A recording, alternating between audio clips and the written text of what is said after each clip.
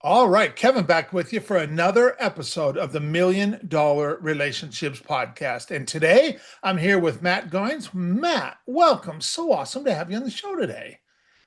Thanks for having me, Kevin. Excited to be here. You bet. I'm looking forward to this. I'm looking forward to this. And before we get started, I just want to give a shout out to Taylor Cole, because she is the one that introduced you and I. And what's cool about that is, Taylor reached out to me, I don't know, probably about a year and a half ago. And she's your PR gal, is that right? She is. She's actually on our advisory board, and she's our PR committee chair. Okay, okay. Yeah. Well, she's really good at talking you guys up. I will tell you that. And so, and uh, Great. and last year, like I said, about a year and a half ago, she reached out to me and she had introduced me to another podcast guest that I had on the show. And man, it was a really great experience. And so when she reached out again, it's like, Kevin, I want to connect you with somebody else who I think would be a great guest for your podcast. I took a look at your guys' website and what you were doing, and I was like, well, you know what? I was like, Taylor, it was a great experience last time around. I'm in again. And so, It's a high bar. I'll do yes, my yeah. best. So the bar is high, Matt. That's And right. so Yeah. what I'll do We're is, blessed to have Taylor. She's incredible. I've worked with her at two different oh companies. wow, okay. Great family friend, and really happy to have her helping us out. That's awesome. That's awesome. Well, I will start by just, we'll just dig right in. I'll just ask you a real easy and simple question to start with. What do you guys do and who do you serve? Yeah, so Grocery Deals is the first grocery comparison shopping app for Okay. consumers. And we serve everyone who grocery shops in the US. So if you want to save money on groceries, you download the Grocery Deals app. It's free. Okay. And it's a lot like Gas Buddy or GoodRx. It's a comparison app. So Okay. you build a shopping list, you hit compare.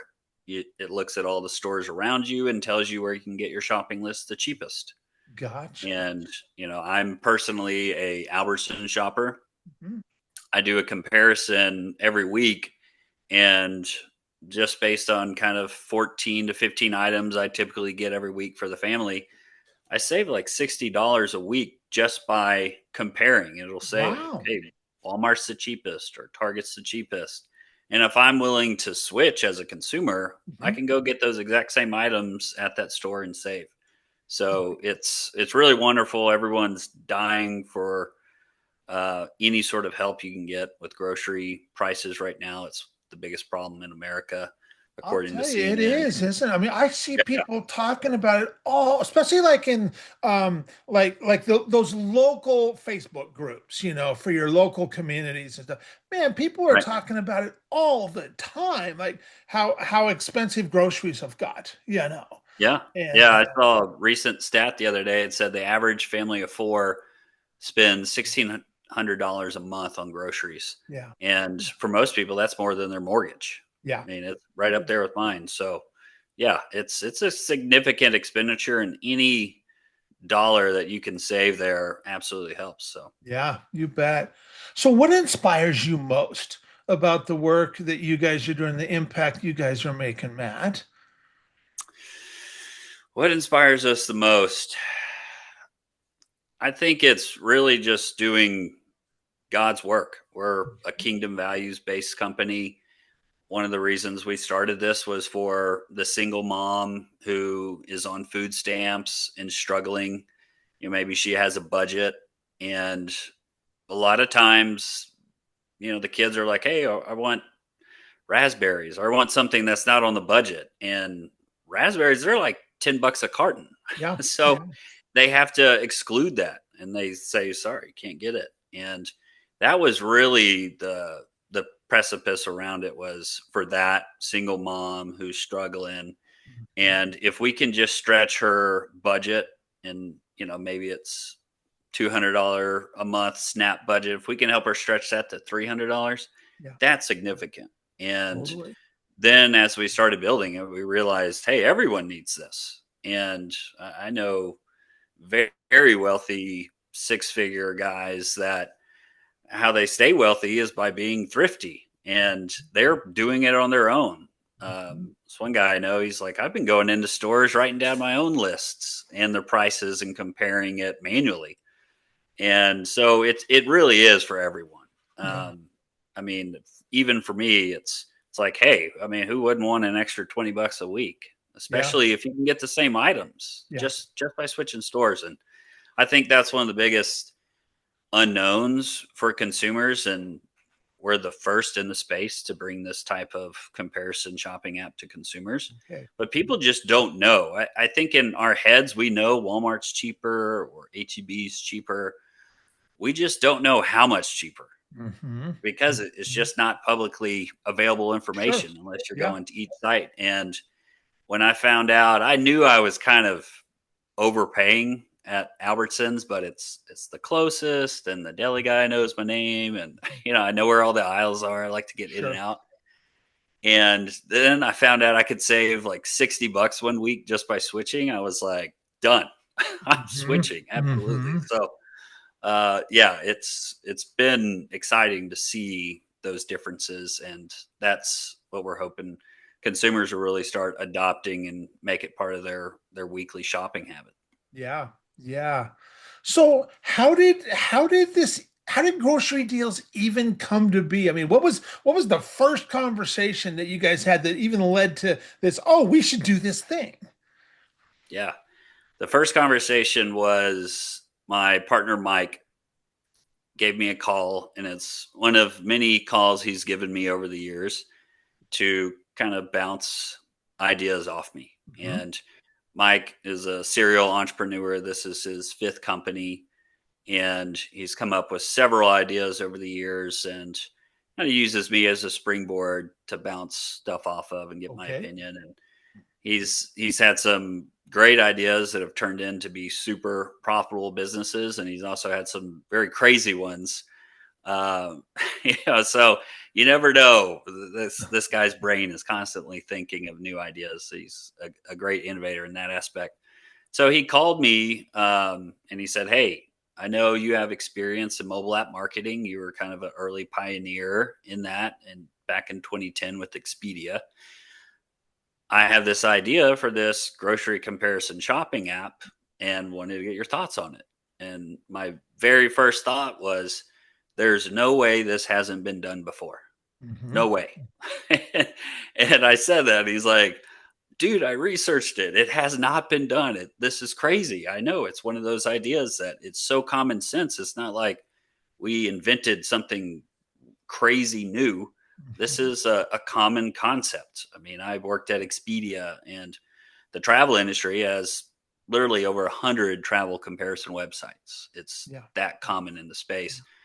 And that was the first call was, oh my gosh, I can't believe this hadn't been done. And then that was immediately followed by, I have to partner with you. I can help you grow this. This is, my background, growing mobile apps and tech startups.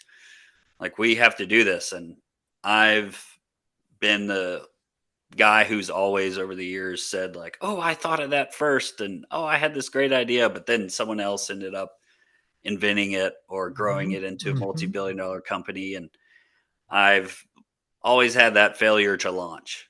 And Mike is the opposite. He's the doer. Yeah. And just seeing him and really help push me and say, you know what, this is it. I'm not passing on any more good ideas. This is a great one that came across my plate. We're doing this. Yeah. Yeah. Yep. That's awesome. So how long ago was that conversation, Matt? That was a little over 2 years ago. Okay. Okay. So you Mhm. guys are 2 years into this now, and you guys are starting to get some real traction with this and stuff. What's your vision for this grocery deals app going forward?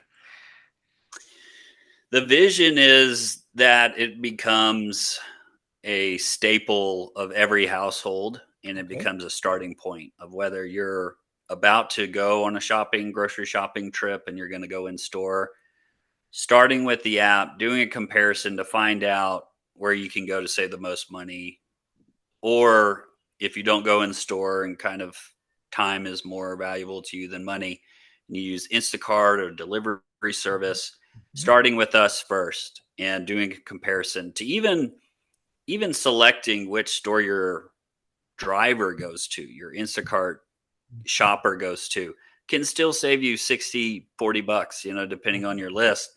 And we've talked to other experts and they're like, yeah, this is a way to obfuscate my Instacart upcharge and Mhm. my delivery charge with Instacart. Like this pays for my Instacart bill. So that's really the goal, is we become a staple and a starting point for every consumer who grocery shops in the US. And that would Okay. be, amazing. And especially I start to think of just me as a consumer. I remember in '08 when gas prices hit like $5 a gallon, everyone was using Gas Buddy.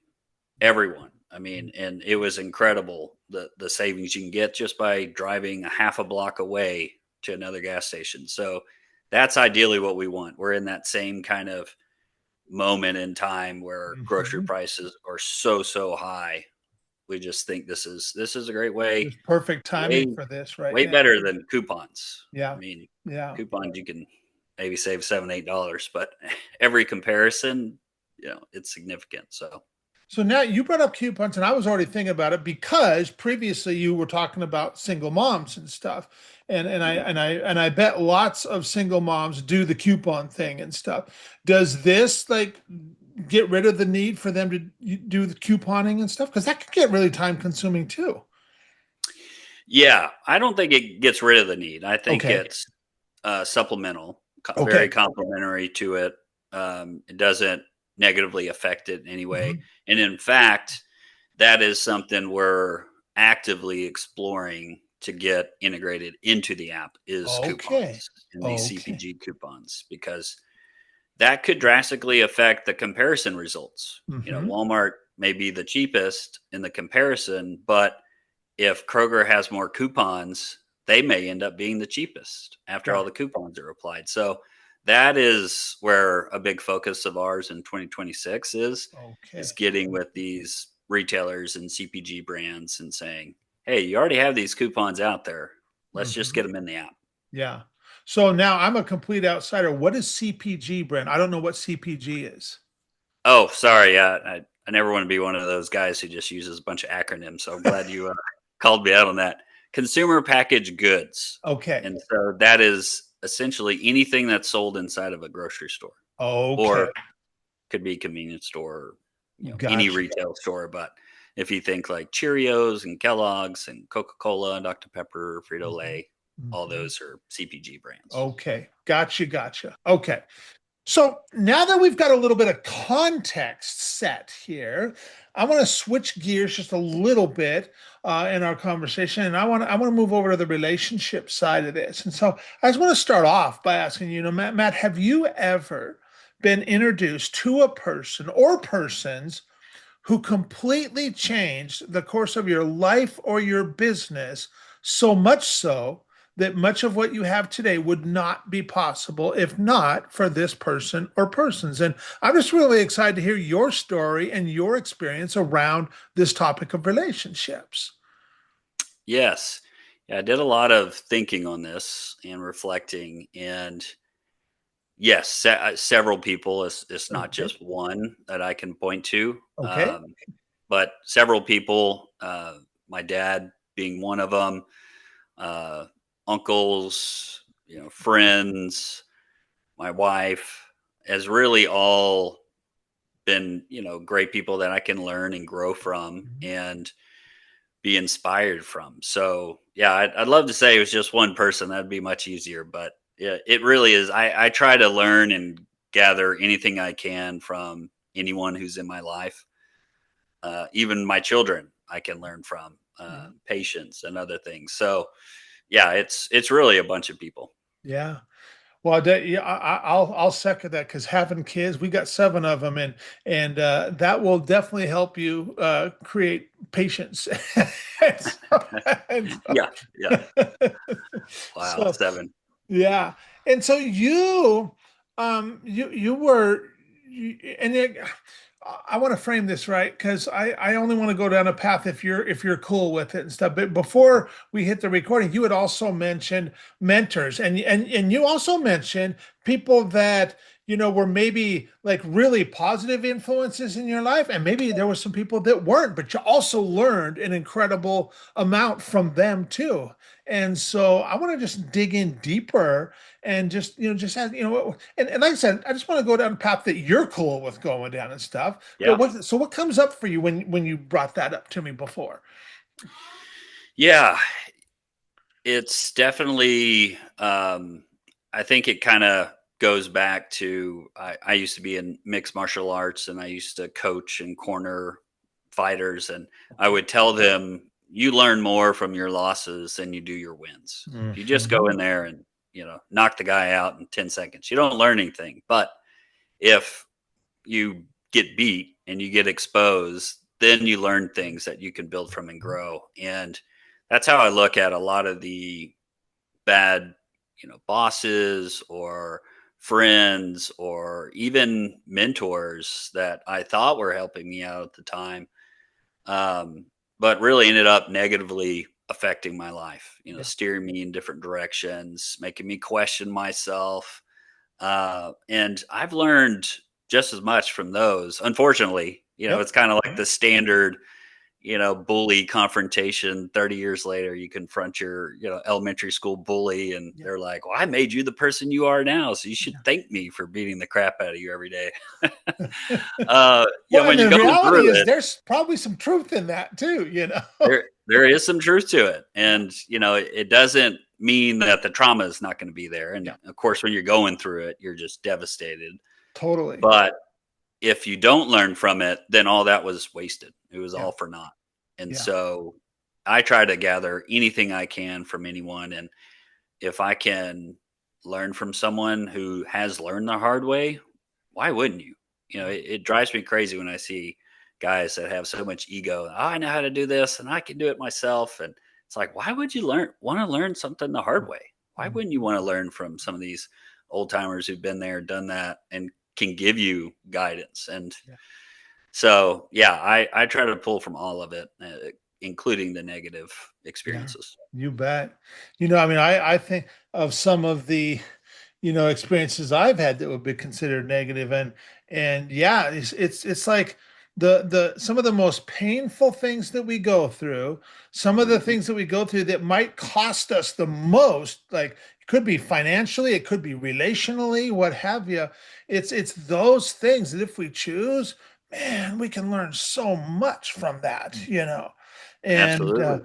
unfortunately, a lot of people just look at those experiences and say, well, that was a bad experience. And I don't, I mean, I had an experience back in 2021 where I had let this guy into kind of like my inner circle. Mhm. And I was referring him to all kinds of people. And man, he was like in a matter of about, I don't know, a couple months, he'd picked up well over about $150,000 in business from me doing that Yeah. in just a couple months. Mhm. And then he was having some internal challenges and he wasn't getting stuff delivered. And I start hearing about it Mhm. from people. Yeah. And at first when I reached out, he said, yeah, yeah, yeah, we're having challenges. And I'm like, okay, well, let's make time to, talk about this and get a game plan in place and figure out what's going to be done to deliver so that we can let everybody know. Right. And then he ended up not wanting to have that conversation and stuff Mm. and ended up just completely just ghosting me, didn't want to talk about it. And I had and then I'm just like, man, this wasn't like a small deal. He Right. had 150,000 right in the ballpark invested with him, and for the most part nobody got anything delivered that they had paid for. Wow. And that just really weighed on me, and Sure. because I'm like, man, I'm the guy who brought them in. And but as I started talking with folks, well, one guy that was had invested the most, he invested 80,000. He Mm. told me, he's like, Kev, he's like, this ain't on you, man. This is not Mm. on you. And as soon as you found out what was going on, you took care of it. You did the right thing. And you know what? This doesn't lay on you. And he's like, and this doesn't change our relationship one bit. You and I go back a long ways. I know who you are and I know what you're all about. And he's like, I would Yeah. imagine you talk with everybody else. And, yeah, it's painful, but, Mhm. nobody's going to blame you for this. And he was totally right. He was totally right. Yeah. And, it He's a great friend. He's got a very level head on him yeah, because, yeah, a lot less, immature people would absolutely blame you. And totally, it's, totally. Yeah, it's like, hey, we all got conned. yeah, I mean, yeah, I got conned just like you did. yeah, yeah. Yeah, that's And horrible. and that kind of stuff, it's definitely painful, that was back in April of 2021. Have not had an experience like that again yet, anyways. Yeah, But that's not to say that something like that couldn't happen in the future. I mean, of course, I'm doing everything I can to prevent something like that happening. sure. But there is a very real. I mean, I I had some friends about 5, 6 years ago let somebody into their world and on a big scale, and Mm, it cost them millions. right. And I was Wow. talking to my one friend, and he was like, "Man, Kev," he said, "You know what? I used to think that I was so dang good at judging people and just judge a character and being able to vet them and all of that and Yeah, doing my due diligence." And he's like, "You know what? I don't feel that anymore.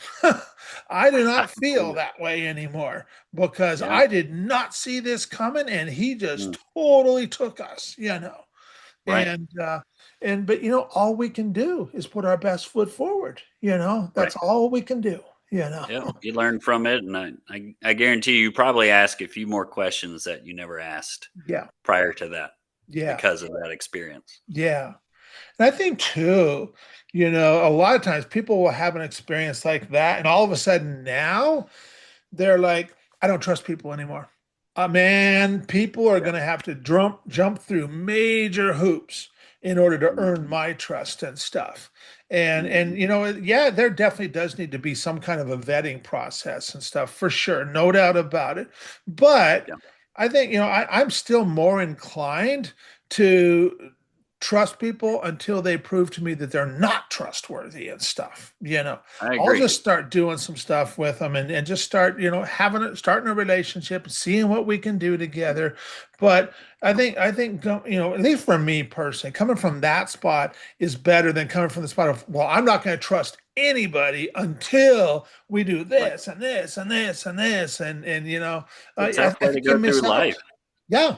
Yeah. Yeah, going through life being a cynic, I'd much rather be buried in my tombstone say Matt Goings trusted too many people Yeah. Yeah. than like trusted no one, let no one in. That's Like right. That's right. that's a tough existence. Yeah. Yeah. Well, Matt, for anybody that might be listening to this and going, man, Kev, I really like Matt. I love who he is. I love how he shows up, and I'm really curious about what they're doing and stuff. And they'd like to find out more. Any websites, any resources we can share with folks? Yeah, absolutely. You can start by going to www.grocerydeals with a Okay. z.com, and all of our contact information's on there. Also, you can find me on LinkedIn, Facebook, shoot Okay. me a message, DM. I respond to everything, email, you know, whatever. So, yeah, Awesome. please reach out. Yeah. Any last thing that you feel led to share, Matt, before we call it a wrap? Yeah, I would say I love relationships, and I have always prided myself, like you, on helping others and building relationships and doing for others, even if it doesn't necessarily pay off for me. Yeah. But I will say I've definitely changed over the years and matured and kind of evolved that. My wife has a great quote that is life's a theater. Not everyone gets to sit in your front row. And I have condensed that front row of close friends. But I know these people will do anything for me. I was putting way too many people in the first and second and third rows, and just overextending myself, helping others that wouldn't help me. And it was very draining. And I didn't necessarily expect anything back, but it was very draining. So Yeah. I have gotten selective, and I've put some people, to use that example, put them in the nosebleeds. Maybe some people I just reach out to once or twice, or if it's not a 50-50 relationship where they're putting in just as much as I'm putting in, then I just let it go. And a lot of times it's nothing against that person. Like some of my great friends 10 years ago just aren't in my life anymore Yeah. because their life went one way.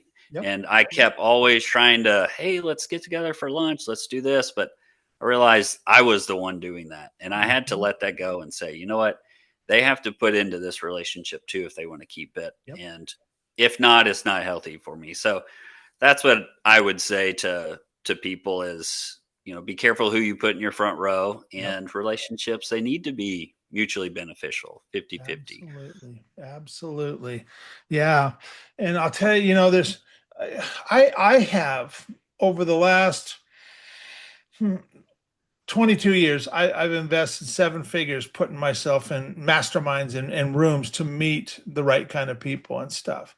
Mhm. And, it didn't matter whether the investment for that group was 6,000 a year, 12,000 a year, 25,000 a year. The biggest investment I ever paid to be in a room was 70,000 a year for a couple of years.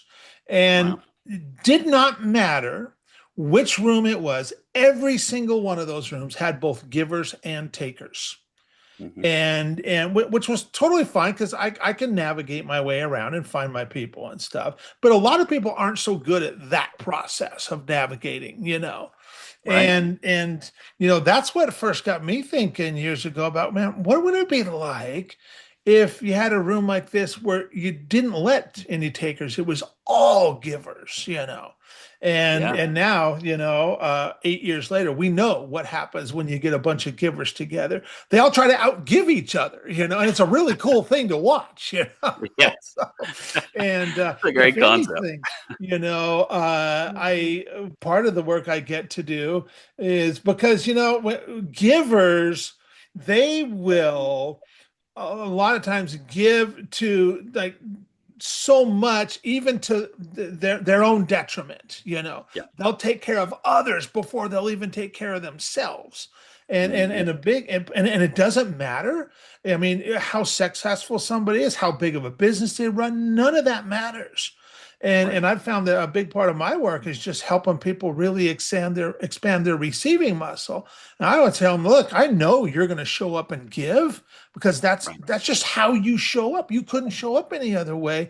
But let's also allow other people to give to you, allow other people to pour into you, and just open yourself to just receiving that, just being gracious about it, and just let them do it because they want to do it Yeah. just how you do.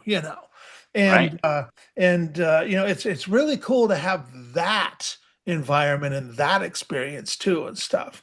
And Yeah. when you get a bunch of givers together, man, cool stuff happens, and it happens fast too. And I so, believe it. Yeah. yeah, Yeah, my wife is definitely one, and I'm sure like many mothers, they're selfless. They yeah, give everything to the family and their children.